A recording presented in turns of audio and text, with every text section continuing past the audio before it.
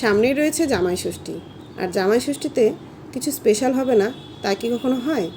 আজকে আমি হাজির হয়েছি জামাই ষষ্ঠী স্পেশাল একটা আইটেম নিয়ে, আর এই রেসিপিটার নাম হচ্ছে চিকেন তেহারি। খুবই সহজ এবং সুস্বাদু রান্না। আর এই রান্নাটির বিশেষত্ব হচ্ছে এই রান্নাটা কিন্তু একটি ওয়ান পট মিল, অর্থাৎ একটা রান্নাতেই মানে একদম জম্পেশ রকম খাওয়া দাওয়া হবে। এই রান্নার সাথে আর কোনো রকমের আইটেম কিন্তু আর প্রয়োজন হবে না। তো চলুন আজকে রেসিপিটি শুরু করা যাক। দেখুন, কড়াইতে দিয়েছি সাদা তেল, আর তেল গরম হলে তাতে ফোড়নে দিয়েছি একটা তেজপাতা, একটা শুকনো লঙ্কা, একটা দারচিনিকে আমি দুটুকরো করে ফাটিয়ে দিয়েছি, আর দুটো এলাচও আমি একটু ফাটিয়ে দিয়েছি, কয়েকটা দিয়ে দিলাম লবঙ্গ, আর দিয়ে দিচ্ছি একটা জয়িত্রীর যে ফুলগুলো হয় সেখান থেকে সামান্য একটু অংশ আমি এখানে তেলে ফোড়ন দিয়েছি। যদি জয়িত্রীর গুঁড়ো থাকে বাড়িতে তবে সেক্ষেত্রে কিন্তু আপনারা জয়িত্রীর গুঁড়ো ব্যবহার করতে পারেন, তবে এটা ফোড়নে ব্যবহার করবেন না। গুঁড়ো ব্যবহার করলে সেটা রান্নাতে যখন আমি বলে দেব তখন ব্যবহার করতে পারেন। আমার কাছে জয়িত্রীর পাউডার ছিল না বলে আমি গোটা জয়িত্রী ব্যবহার করেছি, তাই ফোড়নে একটুখানি ভেঙে দিয়েছি। তো ফোড়ন থেকে খুব সুন্দর যখন ভাজা গন্ধ বেরোলো তখন তার মধ্যে আমি দিয়ে দিলাম মিহি করে কুচোনো পেঁয়াজ। আজকে যে চিকেন তেহারিটা আমি তৈরি করছি তার জন্য এখানে আমি গোবিন্দভোগ চাল নিয়েছি, আর এই চালের পরিবর্তে কিন্তু আপনারা বাসমতি চাল ব্যবহার করতে পারেন, জিরা রাইস ব্যবহার করতে পারেন, বা নর্মাল ভাতের রাইস যেটা বাড়িতে খান সেটাও ব্যবহার করতে পারেন।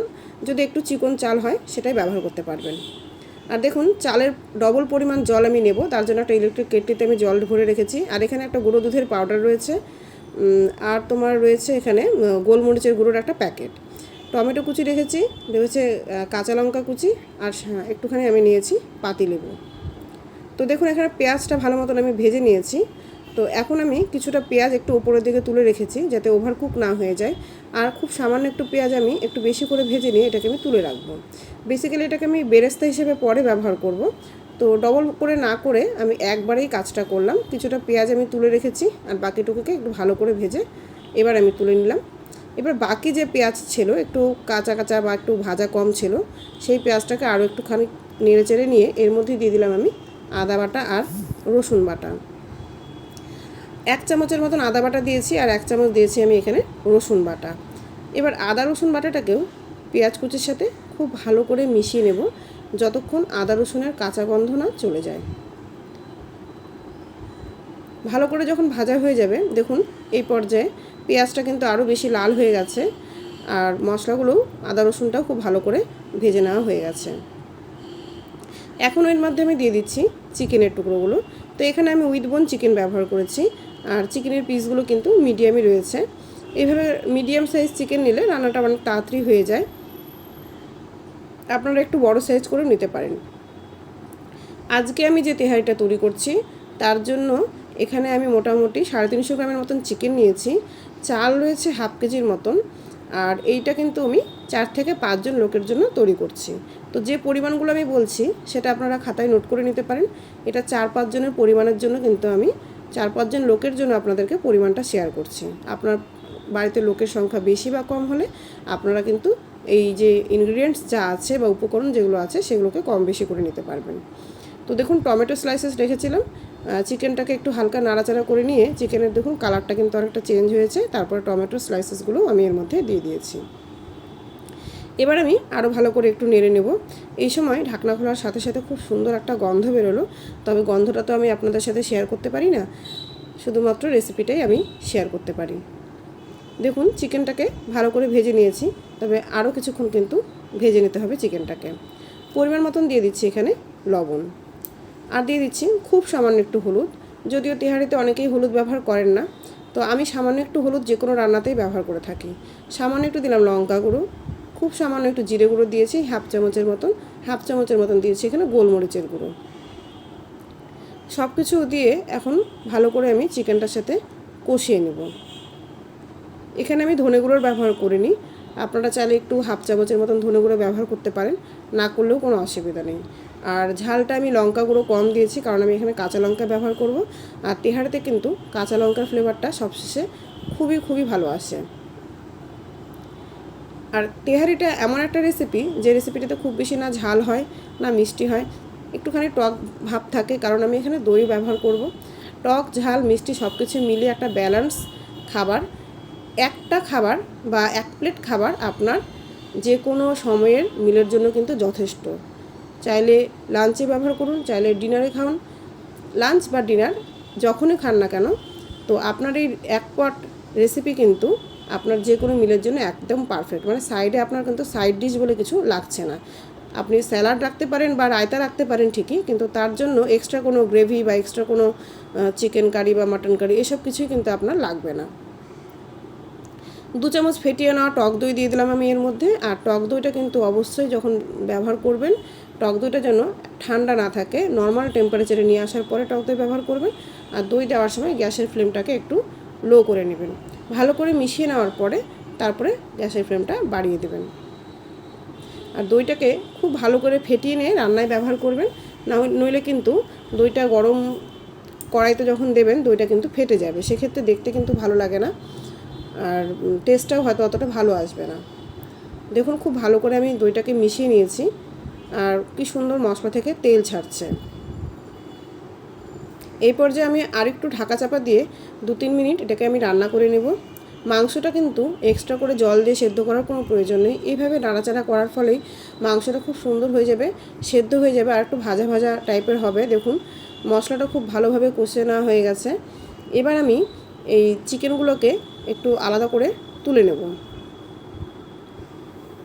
তো যারা মনে করবেন যে এই চিকেনের কড়াইটাকে আলাদা সাইডে রেখে অন্য একটা নতুন কড়াই নিয়ে বাকি প্রসিডিওরটা করবেন, তারা সেটাও করতে পারেন। তবে সেক্ষেত্রে কিন্তু প্রথম থেকে যে প্রসিডিওরগুলো আমি এতক্ষণ মেনটেন করে আসলাম, অর্থাৎ পেঁয়াজ ভাজা, আদা রসুন ভাজা, টক দই বা সব কিছু কিন্তু আপনাকে সেকেন্ডবার করে রিপিট করতে হতো।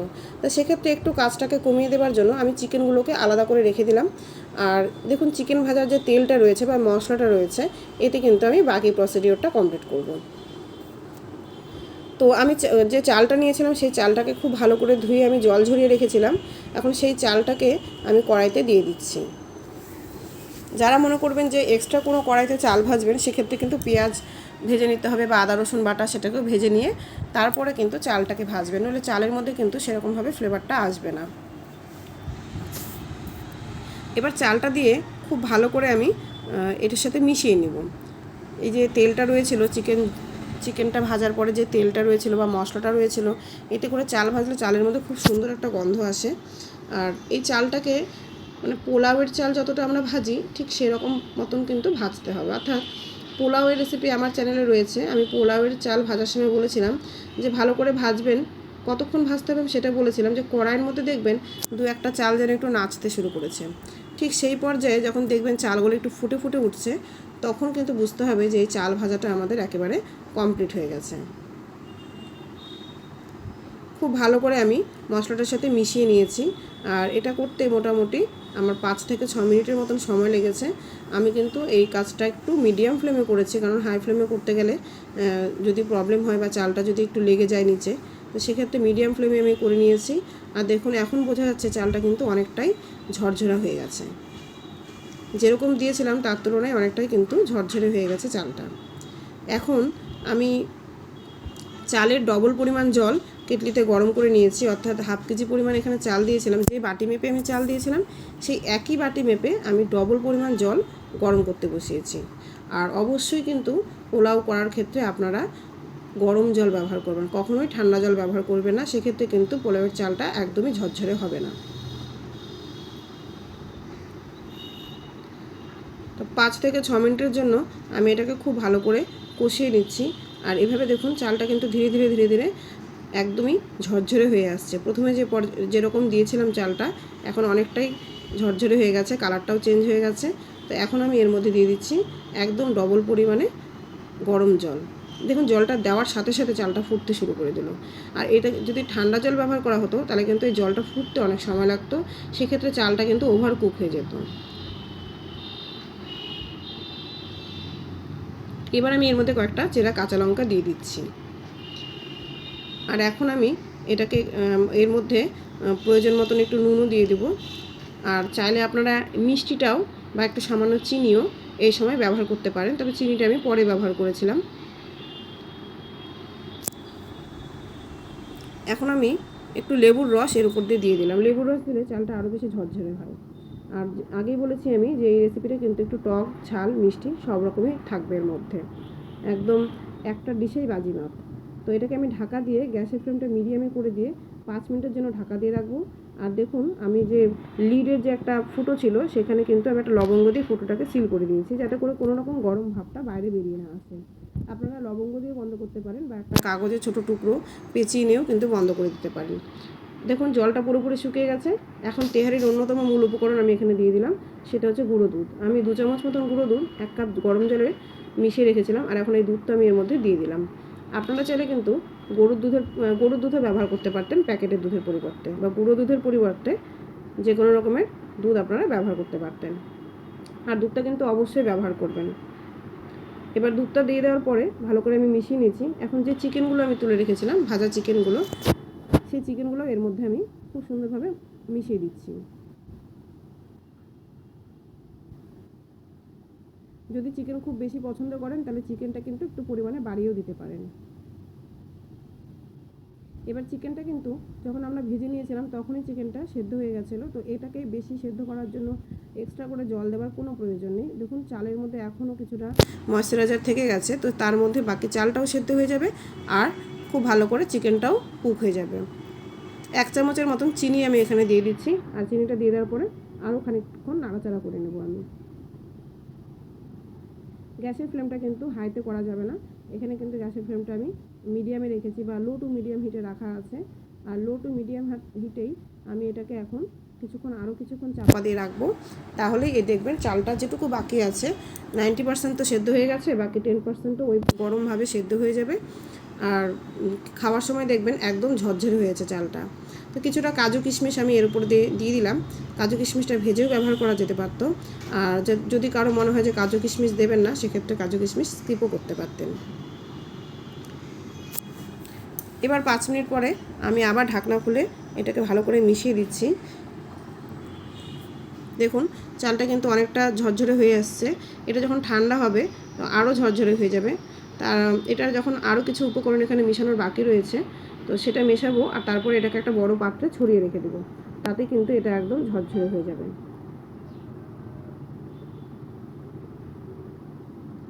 যারা জয়িত্রী গুঁড়ো ব্যবহার করতে চান বা কেওড়া জল ব্যবহার করতে চান, তারা কিন্তু এই সময় জয়িত্রী গুঁড়ো বা কেওড়া জল এক্সট্রা ফ্লেভারের জন্য ব্যবহার করতে পারেন। আমি ওসব কিছু মেশাইনি, তবে সামান্য ঘি 1 চামচের মতন ঘি আমি সবশেষে একটু দিয়ে দিলাম। আর ঘি দেওয়ার পরে আমি গ্যাসের ফ্লেম একদম অফ করে দিয়েছি। এখন আরও একটা উপকরণ এর মধ্যে যোগ করার পালা। গ্যাসের ফ্লেমটা পুরোপুরিভাবে অফ করে দিয়েছি, আর এটা খুব ভালোভাবে ঘিয়ের সাথে মেশানোও হয়ে গেছে। লবণ মিষ্টিটা একটু চেক করে নেবেন, যদি প্রয়োজন হয় সেক্ষেত্রে একটু লবণ অ্যাড করতে পারেন, যদি মনে হয় কম হচ্ছে। এই রেসিপিটা আমার একেবারে ডান হয়ে গেছে। আপনাদের নিশ্চয়ই খেয়াল রয়েছে যে আমি উপরে একদম প্রথমের দিকে কিছুটা বেরেস্তা তুলে রেখেছিলাম, সেই বেরেস্তাটা এখন উপরের দিকে একটু ছড়িয়ে দিলাম। এই বেরেস্তাটা সবশেষে যোগ করার ফলে এক্সট্রা একটা ফ্লেভার আসে এর মধ্যে, আর খাওয়ার সময় কিন্তু খেতেও খুব ভালো লাগে। ঢাকা দিয়ে এবার এটাকে আমি গ্যাস থেকে নামিয়ে 5 মিনিটের জন্য রেখে দেবো। আর 5 মিনিট পর আপনাদের দেখাচ্ছি যে দেখতে কতটা সুন্দর লাগছে। এটা শুধু দেখতে নয়, খেতেও কিন্তু খুবই ভালো হয়েছিল। আর এই রেসিপিটা বাড়ির বাচ্চা থেকে বড় প্রত্যেকেরই ভীষণ ভীষণ পছন্দের হবে, কারণ এর মধ্যে সব রকমের ফ্লেভার রয়েছে, আর টেস্টটাও এত সুন্দর আসে, বাড়িতে ট্রাই না করলে কিন্তু একদম বোঝা যাবে না। তো সামনে জামাই ষষ্ঠী রয়েছে, আপনাদের সাথে এত সুন্দর একটা রেসিপি শেয়ার করলাম। জামাই ষষ্ঠীর দিন বাড়িতে জামাই এলে তাকে তৈরি করে খাওয়াবেন, বা নিজেরাও তৈরি করে খেতে পারেন। মাঝে মধ্যে নিজেদেরকে একটু স্পেশাল ফিল করাতে হয়। তো কেমন লাগলো রেসিপি আমাকে কিন্তু কমেন্ট করে অবশ্যই জানাবেন। বাড়িতে ট্রাই করলে কেমন হলো সেটা আমাকে জানাবেন। যারা ফেসবুক থেকে আমার রেসিপিটা দেখবেন তারা ফেসবুক পেজটাকে একটু ফলো করে নেবেন, আর যারা ইউটিউব থেকে দেখবেন তারা আমার চ্যানেলটিকে সাবস্ক্রাইব করে পাশে থাকবেন। পাশে থাকা বেল আইকনটাকে অবশ্যই প্রেস করে নেবেন, তাহলে চ্যানেলে যখনই নতুন ভিডিও পোস্ট করবো তার নোটিফিকেশন আপনারা পেয়ে যাবেন। সকলে খুব ভালো থাকবেন, সুস্থ থাকবেন। ধন্যবাদ।